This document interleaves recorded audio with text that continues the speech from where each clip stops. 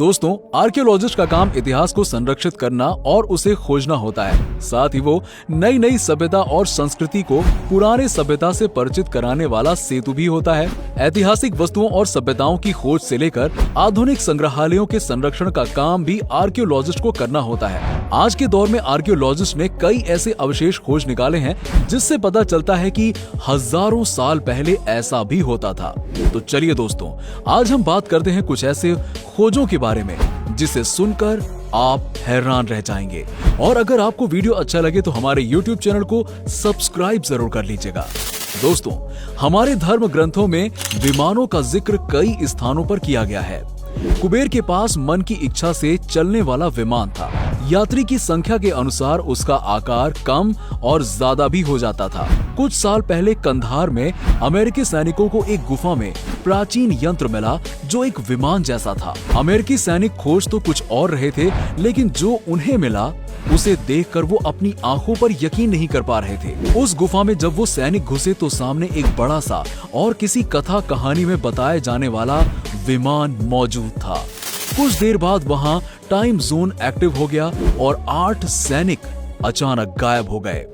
आपको ये तो याद होगा कि आतंकी ओसामा बिन लादेन की खोज के लिए अमेरिका ने कितना सघन ऑपरेशन चलाया था। अमेरिका करीब 10 साल लगा रहा ओसामा बिन लादेन को ढूंढने में।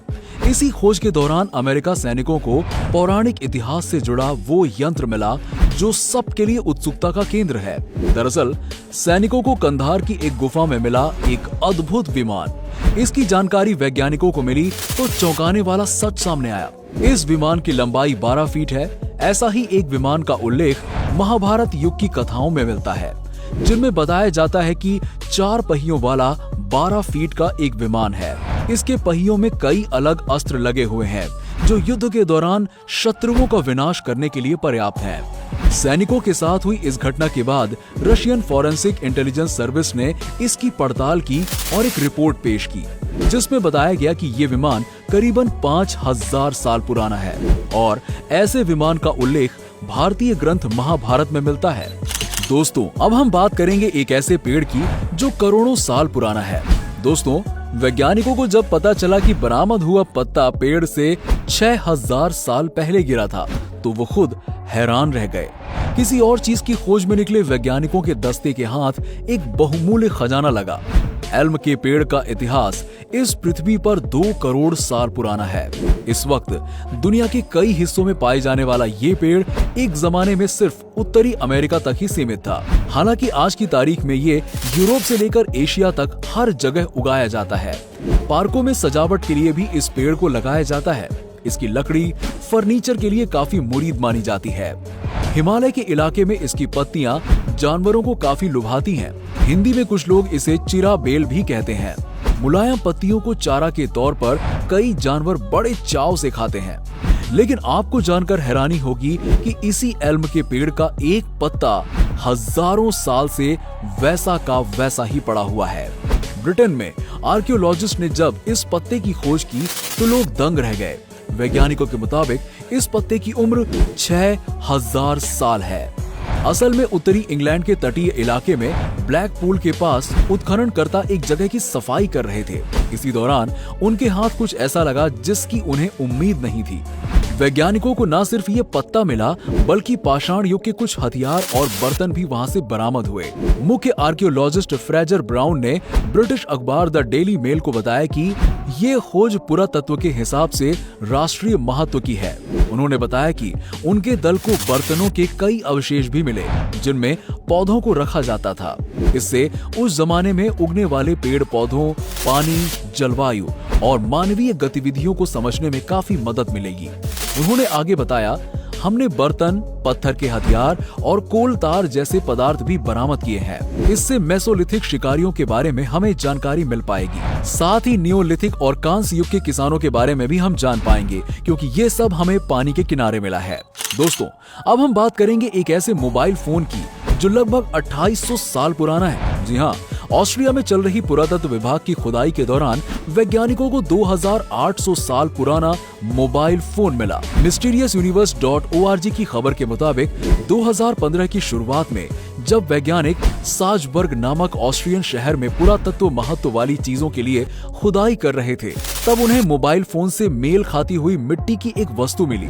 खबर में बताया गया है कि ये वस्तु करीबन 2800 साल पुरानी है। फोन का कीपैड अजीब भाषा में है जिसे क्यूनिफॉर्म कहते हैं। बताया जाता है कि ये सुमेरियन सभ्यता की भाषा है और हजारों साल पुरानी है, लेकिन 19वीं शताब्दी में इसका अनुवाद किया जा चुका है। एक विवादास्पद थ्योरी के मुताबिक नेपच्यून नामक ग्रह से अनुनाकी नामक एलियंस ने आकर पृथ्वी पर सुमेरियन सभ्यता की नींव रखी। यही एलियंस इस मोबाइल फोन को यहाँ लेकर आए थे और इन्होंने सुमेरियन लोगों को इससे लैस करना चाहा होगा, लेकिन जब इन्होंने देखा कि वो लोग अभी इसके लिए तैयार नहीं हैं, तो उन्होंने उनको मिट्टी से बने मोबाइल फोन दे दिए होंगे। अगर ये सच नहीं है तो मोबाइल फोन जैसा दिखने वाला वस्तु मिलना क्या एक संयोग है या फिर सच में धरती पर एलियंस आए थे? जवाब समय के गर्भ में छुपा हुआ है, जो समय पर ही मिलेगा। जानकारी के लिए बता दें कि इस मोबाइल फोन में 12 बटन, डिस्प्ले और टॉक बटन है। दोस्तों, उत्तरी अमेरिका में मिले अभी तक के सबसे बड़े हीरे को dominion diamond mine and Rio Tinto समूह ने कनाडा के बर्फीली उत्तरी क्षेत्र से निकाला है। 552 कैरेट का ये पीला हीरा डियाविक खान से मिलता है। ये हीरा कनाडा में मिले दूसरे सबसे बड़े हीरे से 3 गुना ज्यादा बड़ा है। यहाँ जियाविक और पड़ोस के एकाती खान से बहुत उम्दा गुणवत्ता वाले हीरे मिले हैं, लेकिन ये दक्षिण अफ्रीका की खानों में आमतौर पर मिलने वाले विशाल रत्नों के प्रकार के लिए मशहूर नहीं है। डोमिनियन के मुख्य कार्यकारी अधिकारी शेन दुर्गिन ने कहा कि हीरे की गुणवत्ता अच्छी है, यानी ज्वेलरी में इसका प्रयोग किया जा सकता है। इसके साथ ही उन्होंने कुछ विवरण भी दिए जिससे कि इसका मूल्य निर्धारित करने में मदद मिल सके। पीला पत्थर आमतौर पर अफ्रीका की खदानों में मिलने वाले टाइप 2A सफेद पत्थरों की तुलना में कम दामों पर मिलते हैं। हालांकि उच्च गुणवत्ता वाले पीले फैंसी और गहरे पीले पत्थर अच्छे दामों में बिकते हैं। दुर्गिन ने एक इंटरव्यू में बताया कि हम इसे फैंसी पीले की श्रेणी में रखेंगे, लेकिन इसके अलावा इसका कठोर स्वभाव और प्रसंस्करण भी मायने रखता है। इसकी कीमत का सटीक अनुमान पता लगा पाना अभी मुश्किल है। ये सब कुछ हीरो की कटिंग की प्रक्रिया पर निर्भर करता है। ब्लूमबर्ग के अनुसार हीरे की ये खोज इस सदी की 7वीं सबसे बड़ी खोज है। ये खोज अब तक खोजे गए 30 सबसे बड़े पत्थरों में से एक है। 1905 में दक्षिण अफ्रीका के प्रिटोरिया में 3106 कैरेट का सबसे बड़ा हीरा मिला, जिसे 2 बड़े हीरे the great star of America और लेसर स्टार ऑफ अफ्रीका में काटा गया था। ये दोनों ब्रिटेन के मुकुट में लगे हुए हैं। जानकारों के अनुसार पृथ्वी पर लगभग 4 से 5,000 वर्ष पूर्व हाथी जैसा दिखने वाला, लेकिन उससे भी कहीं ज्यादा विशाल एक जानवर रहता था।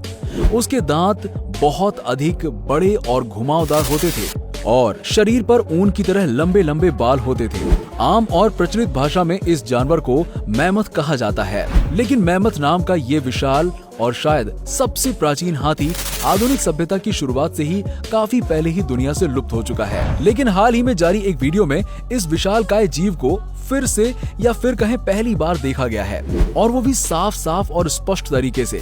पिछले साल गर्मियों में साइबेरिया के स्वायत्त आक्रग क्षेत्र चुकोटका में एक सरकारी इंजीनियर ने इस वीडियो को बनाया था।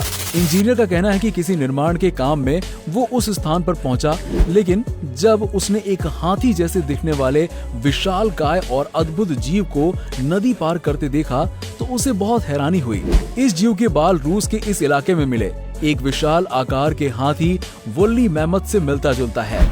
पैरानॉर्मल लेखक माइकल कोहेन का कहना है कि बहुत सारे लोगों ने इस क्षेत्र में कुछ विशाल आकार वाले जानवर देखने की बात कही है। ये अफवाह है या फिर वाकई में इसमें कोई सच्चाई है, इसकी अभी तक पुष्टि नहीं की गई है। वैसे भी साइबेरिया एक विशाल क्षेत्र है और इसके आसपास बहुत बड़े क्षेत्र को अभी भी पूरी तरह से खोजा नहीं जा सका है, जो अब भी मनुष्य की पहुंच से दूर है। उल्लेखनीय है कि ये विशालकाय जीव 10,000 साल पहले अंतिम हिमयुग के दौरान पाया गया था। इस हिमयुग का एक छोटा सा हिस्सा साइबेरिया के तट पर वोंग्रेल द्वीप के आसपास भी है। जानकारों का कहना है कि लगभग 3500 वर्ष पहले तक भी इस जानवर के जिंदा होने का अनुमान लगाया जा सकता है, लेकिन उसके बाद इसके जीवित होने के कोई भी साक्ष्य या जानकारी नहीं है। कुछ वैज्ञानिकों ने ये संभावना जताई है कि मैमथ प्रजाति के कुछ जीव जो अन्य स्थानों पर से विलुप्त हो गए थे, वो आज भी इस स्थान पर मौजूद हैं।